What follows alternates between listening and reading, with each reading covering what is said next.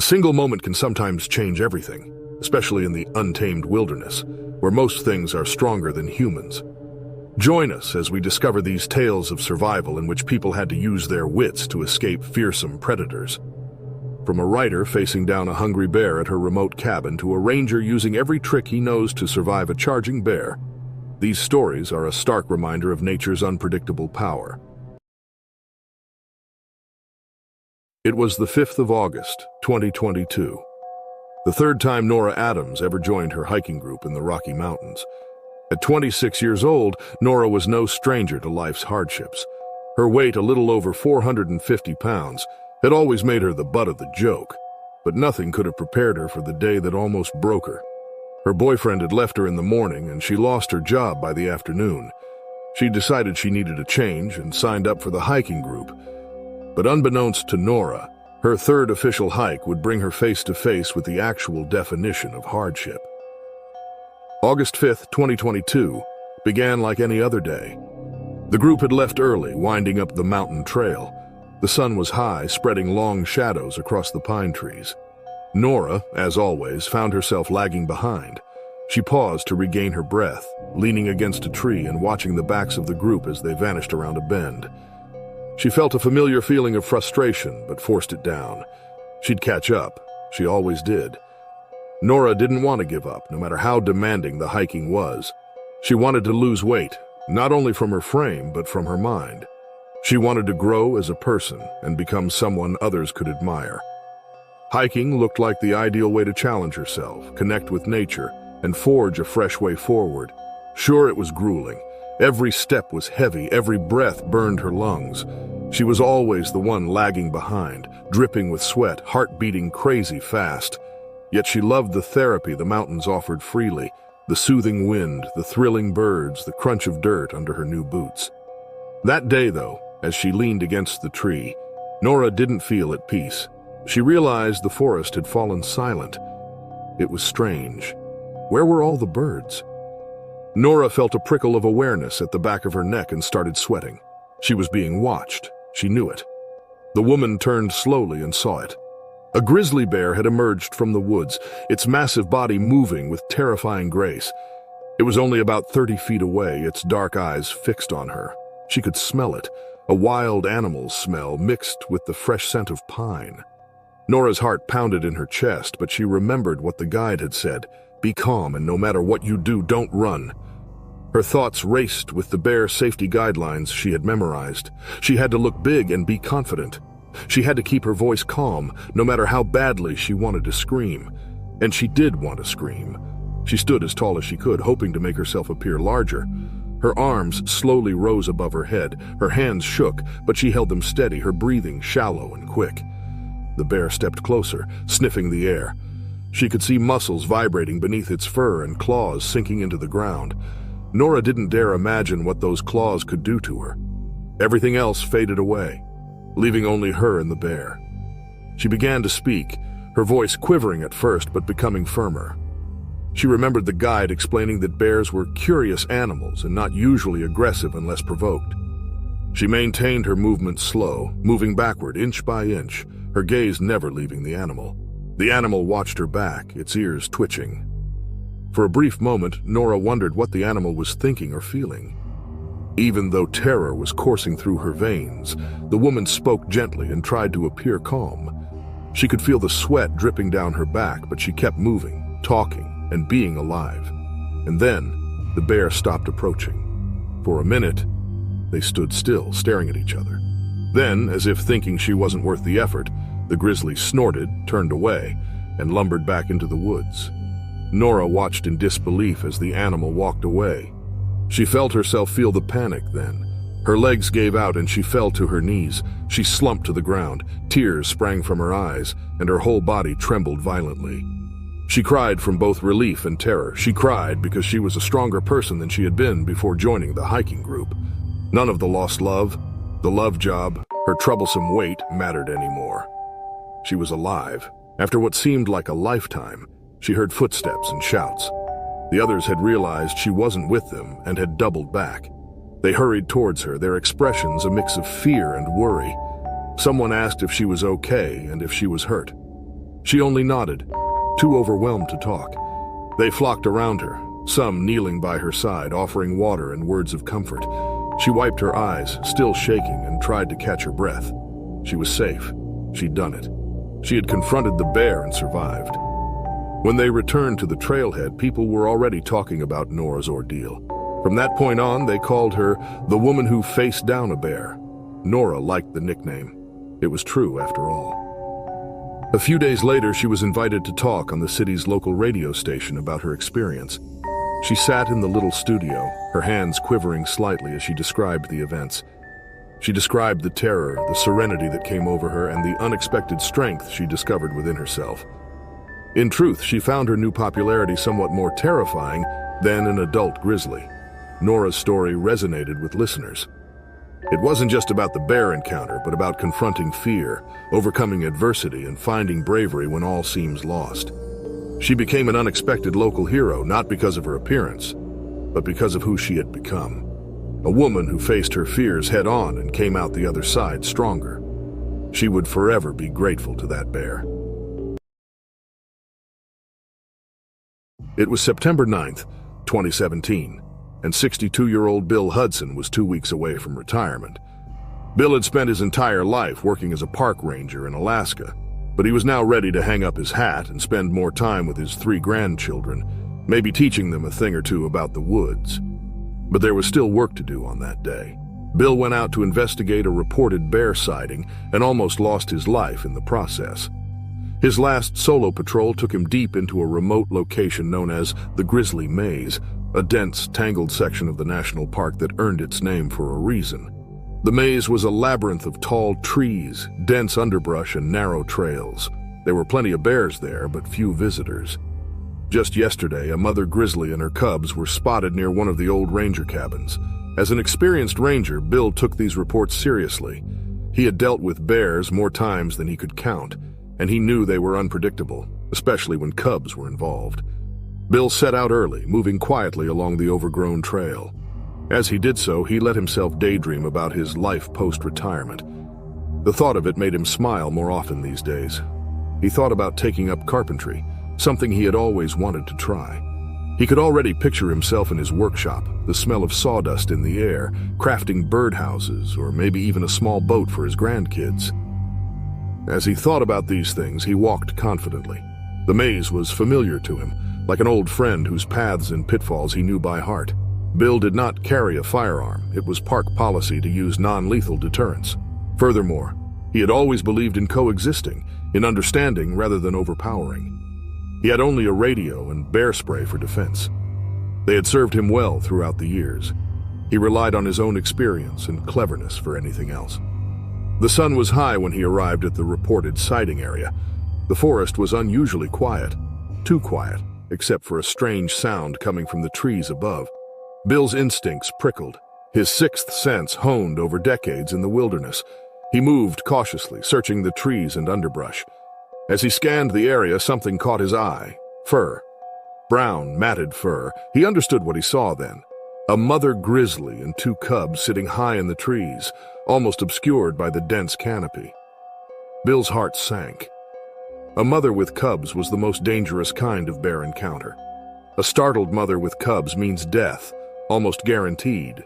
Still, Bill was cold-blooded enough. He began to back away slowly. He slowly began to back away. He realized he had to get away from the bears and avoid calling attention to himself. But before he could get far, one of the cubs started to descend. The other followed, scrabbling down the tree trunks, their claws making soft, scratching sounds that sent shivers down his spine. The mother bear, feeling movement, shifted her massive weight, and within seconds, she was also descending, fast and agile despite her impressive size. Bill's pulse quickened. He knew what was coming. A mother bear's primary impulse is to protect, and this one felt cornered. When her paws touched the ground, she locked eyes with Bill. Then, she charged. Bill's years of experience and training kicked in. He didn't run because running would activate her predator instinct. Instead, he stood his ground, his heart thumping in his chest, and removed the bear spray from his belt. He knew she'd bridge the gap quickly. Grizzlies could attain speeds of up to 35 miles per hour in short spurts. He had seconds, possibly even less than that. If he played his cards right, He had a shot. God, how he hoped he had a shot. He aimed the spray, preparing to blast a cloud of deterrent if she got too close. There was a chance this was a bluff charge, but Bill knew the chances were slim. Mother bears are usually dead serious in their attacks. The ground thundered beneath him as the bear charged forward, her mouth gaping and eyes wide with rage. He waited, his muscles coiled like springs. As she got closer, he let off a jet of spray, sending orange mist shooting at her face. She paused abruptly, shaking her head and sneezing loudly. But she wasn't giving up, not when she believed her cub's safety was at stake. She backed off a few feet, circling, her eyes locked on him. She was testing him, deciding if he was still a threat. Bill understood he had to move fast. He needed to find higher ground, someplace where the dense underbrush would slow the grizzly down. He darted to the left, maintaining a steady pace without turning his back on her. He moved uphill through the steep terrain. His breath came in short, controlled bursts as he struggled to maintain equilibrium. He wasn't young anymore, and his bones were hurting, but there was enough adrenaline in his system to see this through. The mother bear growled and lunged forward again, this time with caution. She was relentless, motivated by instinct and rage. He needed to use the terrain to his advantage, Bill thought. The maze was loaded with natural obstacles such as fallen logs, thick clusters of bushes, and steep inclines. Bill zigzagged through the underbrush, his boots slipping on loose rocks and his breathing raspy. He knew grizzlies were swift, but also heavy. A steep ascent might slow her down and buy him some valuable seconds. He scrambled up a narrow slope, looking over his shoulder to see her scratching her way up, her strong muscles propelling her ahead. She wouldn't stop, that damned animal. Bill climbed to the top of the ridge and glanced around desperately. His mind raced, recalling every twist and curve on the paths. He noticed a narrow crevice between two enormous boulders up ahead. It was a tight fit, but it may be enough to slow her down. He rushed towards it, squeezing through the space. The rocks ripped at his jacket, and he staggered, nearly falling, but he pushed through. Behind him, he could hear the bear's frantic moans as she tried to cross the tiny space. He didn't wait to see if she would make it through. He kept moving, darting down the other side of the ridge, following a deer trail that cut through a thick grove of aspen trees. The leaves whipped at his face, but he pressed on, his legs burning, his lungs screaming for air. The grove gave way to a shallow stream, and he plunged through it, the icy water shocking his system but clearing his mind. After a while, he knew he was safe. The bear had given up. Bill could hear the rush of the stream, but little else. Still, he didn't stop until he was back on more forgiving terrain. Only then did he allow himself to rest against a tree. A short while after, he called for backup. He had faced death in these woods, but never like this. He thought of his grandchildren. Bill knew one thing for certain. He was ready to go home. It was early morning on June 1st, 2011, when the Millers heard something strange. Steve and Ginny Miller and their 12-year-old daughter Paula lived in a quiet suburban neighborhood on the edge of their Montana city. It was a place where the rugged wilderness of the Rockies often brushed up against human settlements, but the Millers were used to the quiet of the suburbs and to their modest house, which had a well-tended lawn and a picket fence. As such, they were far from prepared for their dangerous encounter that morning. Just before 6 a.m., Steve woke up to a strange noise. It was a low rumbling sound, like a large, heavy object being dragged across gravel. He lay there for a time, eyes closed, before realizing the unusual sound was coming from his garden. In a second, his eyes flew open. He sat up, heart racing, and looked out the bedroom window. His blood went cold. A massive and powerful grizzly bear was going through their garbage cans, which had been foolishly left out overnight. Steve cursed under his breath, feeling a wave of dread. Bears weren't supposed to venture this near the suburbs, although there had been some recent reports in the media. As Steve understood it, the loss of their natural environment drove them into human territory where they sought easy food. Stephen moved quickly, putting on a pair of jeans and a t-shirt before rushing down the hall to Paula's room, waking her with urgency. Ginny was already up, sensing that something was wrong. He told them both to stay inside, be quiet, and not come out under any circumstances. Paula's eyes widened in terror, but Ginny nodded, her face set with dread and resolve. They both understood Steve was serious. Pixie, their golden retriever, was already at the back door barking frantically, maddened by the scent of the larger animal. Steve felt his heart quicken. Pixie had a habit of squeezing out of the dog door when she got too excited, and she was now scratching and whining, desperate to get out. He moved toward her, hoping to calm her down, but it was too late. With a determined push, Pixie slid through the flap and bolted into the garden, barking loudly and unrelenting. The bear, startled by the sudden noise, stopped rummaging through the trash and turned to face the dog. Its ears flattened, and a deep growl rumbled from its throat. Unaware of the danger, Pixie barked even louder, her tail and fur bristling. Steve's gut twisted from fear. A bear like that, already upset and feeling trapped, could be deadly to a golden retriever, especially given that Pixie was brave but a tad dumb. Steve dashed out to the back porch with a metal pan from the kitchen and a wooden spoon. He banged them together, attempting to make a loud, jarring noise to scare the bear away. But instead of fleeing, the bear raised its head and stared directly at him. Its eyes were dark and piercing, indicating a serious warning. Steve's heart raced in his chest. Bears were unpredictable. You could never know for sure what would set them off. To make things worse for poor Steve, he heard the back door creak open behind him. Panic shot through him. Ginny and Paula had come out, most likely to call Pixie back. His warning hadn't been sufficient. They were behind him, adding further tension to an already complicated situation. He could sense their terror permeating the cold morning air, adding to his fear. When the bear sensed the presence of other humans, it became even more agitated. Pixie, still barking, made the situation worse with her short, fast movements reminiscent of prey. Steve felt he needed to act quickly. He yelled and clanged the pan again, attempting to divert the bear's attention from the girls and Pixie. But this time, instead of backing away, the bear roared. It was not a bluff charge. Its muscular muscles flexed beneath its thick fur as it dropped to all fours and started moving toward them, its breath visible in the crisp air of the morning. Steve's thoughts raced. The bear was too close, and it would not be scared away easily. The charge was sudden. The bear lowered its head and barreled toward him with incredible speed. Instinct took over. Steve turned and called for Ginny and Paula to get back inside.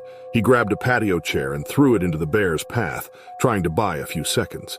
The bear quickly swatted it away, but it gave them enough time to run for the door. Pixie raced in behind them, finally understanding the danger. Steve swore she was the bravest, stupidest dog he'd ever seen. They slammed the door shut just as the bear got to the deck. The bear stood up on its hind legs, towering over the back of the house. Its claws raked across the siding, and it roared in frustration. Steve shut the door and ran around the house, locking the windows and the front door. Ginny picked up the phone, her hands quivering, and dialed the local wildlife authorities. Paula was crying, gripping Pixie firmly, and the puppy whined with terror. The bear threw its body at the back door, rattling the frame. Steve had encountered danger before, but this was different. His family's life was at stake. They crouched low in the living room, trying to stay quiet. After about 15 minutes, the bear seemed to lose interest. It rummaged through the trash some more, then retreated into the forest. Steve exhaled once the bear was gone, his body shaking with adrenaline and fear. The danger had passed, but the damage was done. The yard was messy, and the bear had left deep gouges in the back door. More than that, they didn't feel safe anymore. Once the authorities arrived, they swiftly cordoned off the area, searching the woods for any signs of the bear. The news traveled fast throughout the neighborhood, and residents were soon filled with anxiety and speculation. As authorities promised the bear would be found, Steve couldn't help but wonder whether they would ever feel safe in their own home again. On July 26, 2020, Johnny Maxwell, Tony Keller, and Arthur Franco were three middle-aged friends who had spent most of their lives behind desks. They were on their first ever big fishing trip, hoping to connect with nature and get away from their everyday grind. Once they arrived at the Salmon River in Alaska, they expected everything to go great. But fate had other plans. The Salmon River, famous for its scenic beauty and challenging waters, seemed the perfect place for an adventure that would push friends out of their comfort zones. Johnny, the oldest of the group, was an accountant. Tony managed a marketing team, and Arthur was a software developer. They'd known each other since college, but as they approached their mid-40s, they felt like they needed time to live without stressing about data and numbers. They arrived at the campsite, filled with joy. The scent of pine filled the air, and the sound of the river rushing nearby was refreshing. They had all the equipment they'd read about: high-quality rods, tackle boxes full of lures, thick waders for the frigid water, and big backpacks stuffed with food, water, and first aid supplies. It was supposed to be a weekend of fishing, laughing, and getting away from the stresses of their professions. None of them anticipated to encounter a grizzly bear, although, to be fair, they were deep in bear territory. The first day went smoothly. They waded into the river to cast their lines and enjoy the peace. They believed they were getting the hang of things by the second day. Around noon, they decided to move to a quieter river bend in hopes of landing a better catch. They discovered a point where the river split around a rocky outcrop. It appeared ideal, secluded and full of fishing potential. They put their packs down on the beach and prepared to fish again. Suddenly, Johnny noticed movement in the corner of his eye. A grizzly bear lumbered out of the trees on the opposite bank, drawn by the scent of their packed lunches. Panic swept among the group. Until that moment, they had only seen grizzlies in movies and TV shows. They'd read about bear encounters, but seeing one up close was different. The bear sniffed the air before starting to cross the river towards them. Its gigantic frame moved through the water with scary elegance, and they realized they were in trouble. They had no firearms, just their fishing gear, backpacks, and wits. The bear was too close to make a run for it. And anyway, who would be mad enough to risk triggering its hunting instincts? If they tried to race back to the car, they'd never make it. The bear would easily catch them. As the bear approached, its eyes fixed on them, they realized they needed to act fast. Johnny quickly urged the others to gather their stuff and form a makeshift barricade. They dragged their heavy backpacks, fishing rods, and tackle boxes together and piled them in a semicircle down the beach. It wasn't much, but it was what they had. They hoped that by providing a visual obstacle, they could confuse or slow down the bear. Their hearts hammered as they worked, their hands trembling, and every second felt like an eternity. The bear halted abruptly as if it was trying to inspect them. It wasn't scary. It was more curious than anything. The men feared this curiosity made the bear even deadlier. The grizzly pushed forward again, this time closer, eyes fixed on their packs. The aroma of the food inside drew it in, and they realized they couldn't simply rely on the barrier. They needed a backup plan, anything that would buy them more time. Remembering a survival show he had seen, Tony suggested they take advantage of the river's chilly water. The grizzly's thick fur protected it from many dangers, including the icy cold of the river current. But what if they could push it deeper into the water where the current was stronger? They waded back into the river without hesitation, keeping low and moving cautiously to avoid triggering the bear into a charge. The water was freezing. It bit at their skin through the thick waders, numbing their legs almost immediately. But they continued, moving into the deeper area of the stream, where the water flowed past with greater force. They believed that the bear might reconsider following them by remaining in the coldest, swiftest area of the river. The bear appeared to sense their plan. It approached the makeshift barrier and swiped at it, quickly knocking everything over. But the sudden splash of one of the tackle boxes being dragged away by the current frustrates it. Tony picked up a small rock from the riverbed and hurled it into the water near the bear, hoping to scare it. The splash frightened the bear briefly, and it took a step back. His mind racing, Johnny began splashing the water with his hands, causing more noise and movement. Arthur and Tony joined in, making themselves appear bigger and frightening in the water. The cold was excruciating now, but they pushed through, knowing this was their only chance. The bear, now annoyed rather than fascinated, roared again. It swiped at another pack, ripping it open, but it paused when nothing that seemed worth the effort came out. They continued to splash, shout, and keep low in the water, making sure to stay together and appear scary. The bear looked back at the dark forests from which it had emerged, as if assessing its options. The river current was strong, and the men's loud, chaotic movements appeared to slow it down. After what seemed like a lifetime, the bear marched back through the river, disappearing into the trees, leaving them soaked, freezing, and breathless. At first, they couldn't even move. Then they started laughing loudly. They couldn't believe they were alive and unharmed, except maybe for the frostbite threatening them now, resulting from standing and splashing in icy waters. Finally, they stumbled back to the shore, their legs heavy and numb. They were exhausted but alive when they packed up and returned to the car. They quickly stopped at a nearby hospital and alerted the authorities about the encounter. They knew they were lucky to be alive. In October 1999, Rachel Robinson was no stranger to fear. The 50-year-old author had built her career as a best-selling author of thrillers that kept readers on the edge of their seats. Rachel herself often said in interviews that she feared nothing. But when nature decided to test the truthfulness of her words, Rachel discovered there were some beings out there who were worthy of her fear and respect. That October, Rachel was working on her latest book. Rachel's books often featured strong heroines trapped in terrifying situations. Stalkers, kidnappers, and ruthless killers lurking in the shadows. She had a knack for digging into the psychological depths of her characters, drawing inspiration from her own experiences and the darkest corners of her imagination. Her latest novel was no different, but Rachel had trouble writing it. She lacked inspiration. She felt stuck and believed a nice change of scenery might bring forth new ideas to explore.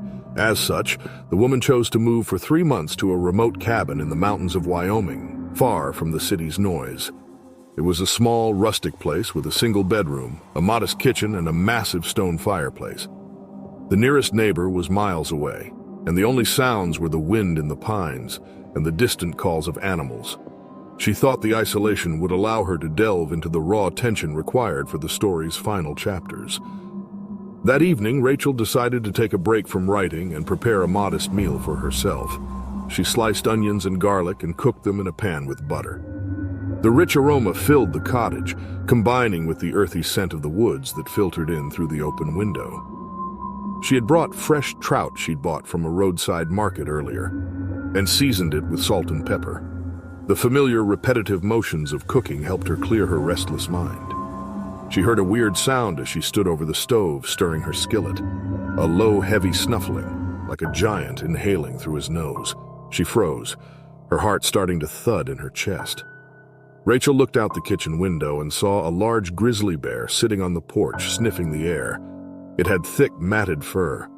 Its movements were slow, as if the smell of her cooking hypnotized the creature. Rachel's breath caught.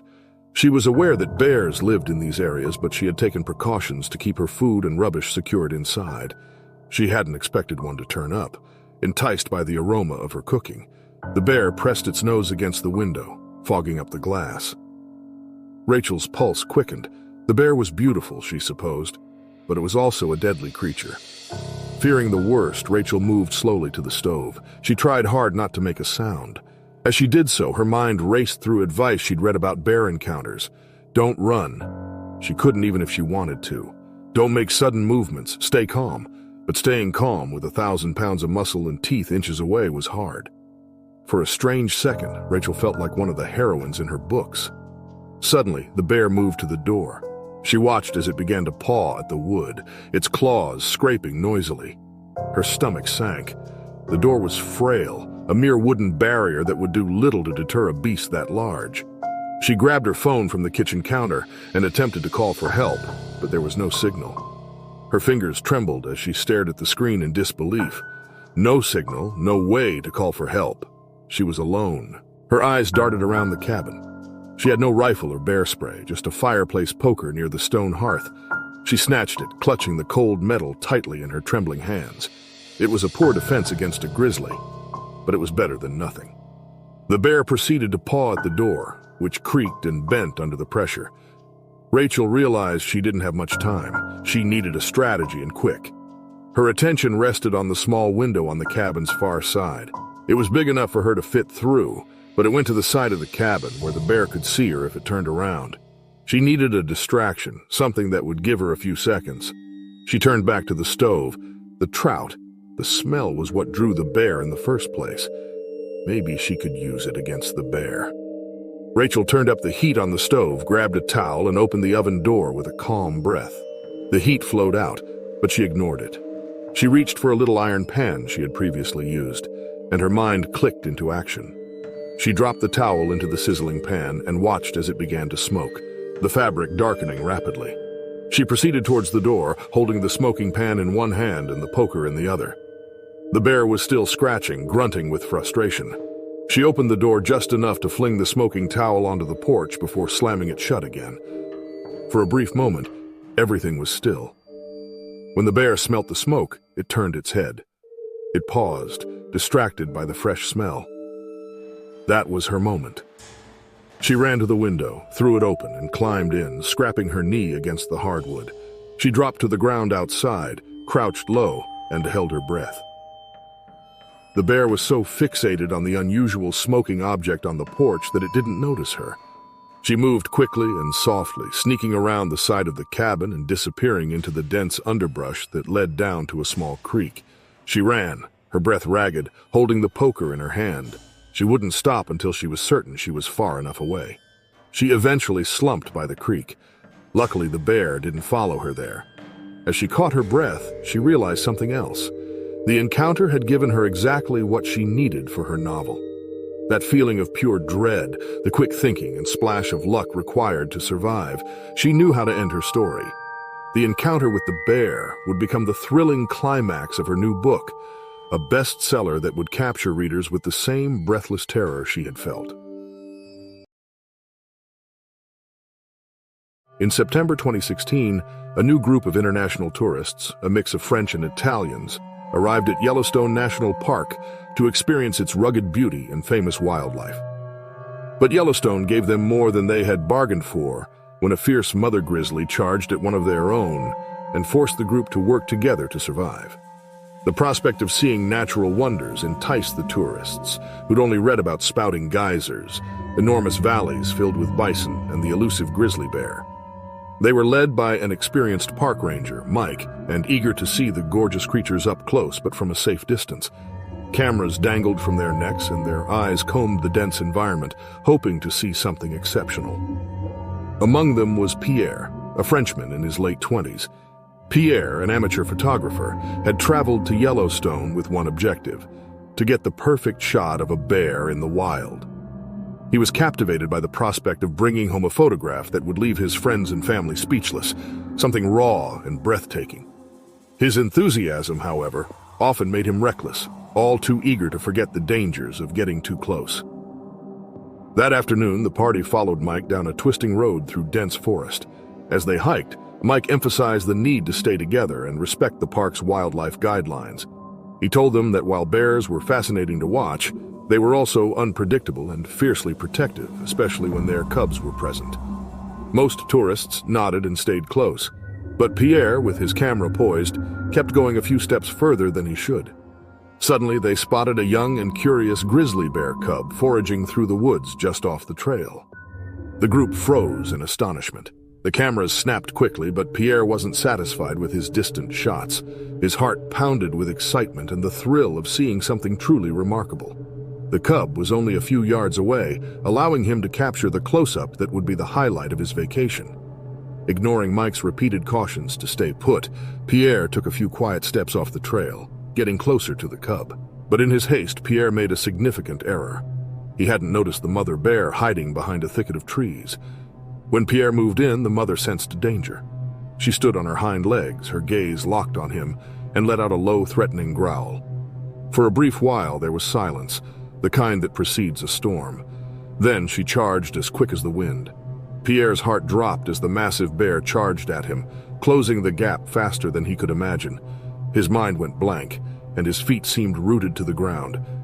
Mike moved fast, taking a canister of bear spray from his belt. He yelled, his voice cutting through the chaos, and sprayed a mist of repellent between Pierre and the bear. The bear paused, temporarily stunned by the overwhelming smell. The rest of the group burst into action. Some waved their arms to make themselves appear larger, while others grabbed rocks and sticks to bang together, resulting in a cacophony of noise. 2 Italian tourists assisted in pulling Pierre back to the group, his legs barely moving as terror coursed through him. The bear shook her head, recovering from the spray, her gaze still fixed on Pierre. She charged again, furious this time. Mike yelled louder, blasting another cloud in her direction, but she was too determined. Pierre stumbled as the others hauled him back. The bear's powerful strides kicked up dirt, and the tourists realized they had barely seconds to get to safety. They moved as a unit, backing away as swiftly as possible towards the trailhead where the tour bus was parked. The bear, bewildered and disturbed by the noise and spray, stopped just long enough for them to get away. They got to the bus, threw open the door, and piled on board. Mike was the last to enter, slamming the door behind him. The aftermath was heavy with silence. The tourists exchanged glances, each dealing with the shock of what had just occurred. Pierre, humbled and grateful to be alive, realized how close he'd gotten to making a fatal mistake.